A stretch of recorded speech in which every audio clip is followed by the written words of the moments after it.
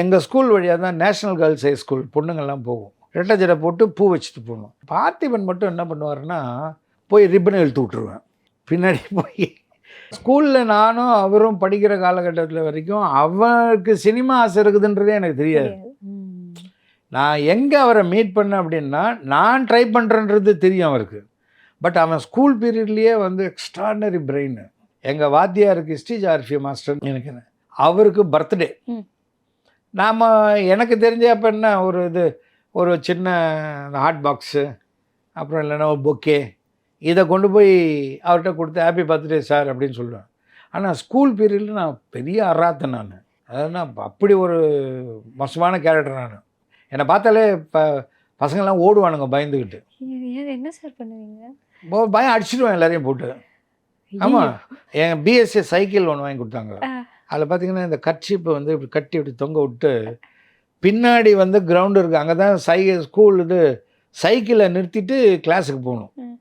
அங்கே போய் சைக்கிளை நிறுத்திட்டு அப்படியே கிளாஸுக்கு வரலாம்.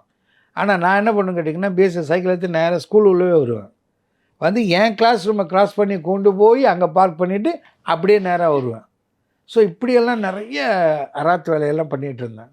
ஸோ அவன் பண்ண பர்த்டேன்னா நான் கொண்டு போய் அதை கொடுத்தேன். பட் பார்த்திபன் மட்டும் என்ன பண்ணுவார்னா, இந்த ஸ்கூலில் இந்த ஒயிட் ஷீட் இருக்குது இல்லைங்களா பெருசு, அதை எடுத்துகிட்டு வந்து அப்போது எங்கள் ஸ்கூல் வழியாக தான் நேஷ்னல் கேர்ள்ஸ் ஹை ஸ்கூல் பொண்ணுங்கள்லாம் போகும்.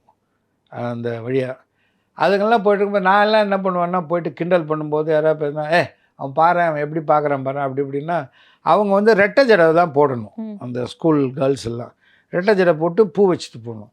யாராவது என் முறைச்சி பார்த்துட்டு சி அப்படி இப்படின்னு ஏதாவது சொல்லிட்டு போனான்னு வச்சுக்கோ, போய் ரிப்பனை இழுத்து விட்ருவேன். பின்னாடி போய் ரிப்பனை இழுத்து விட்ருவேன். இல்லை தலையில் வச்சு போகிற பூவை பிச்சு போட்டுருவேன்.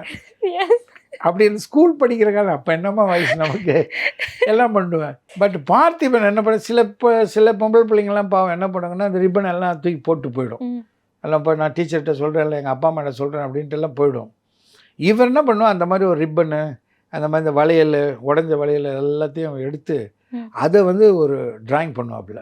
பண்ணி அதை ஏதோ ஒரு உருவம் பண்ணுவோம். அது என்னன்னு தெரியல. ஆனால் ரொம்ப பிரமாதமாக இருக்கும். எக்ஸ்ட்ரானரியாக பண்ணுவார்.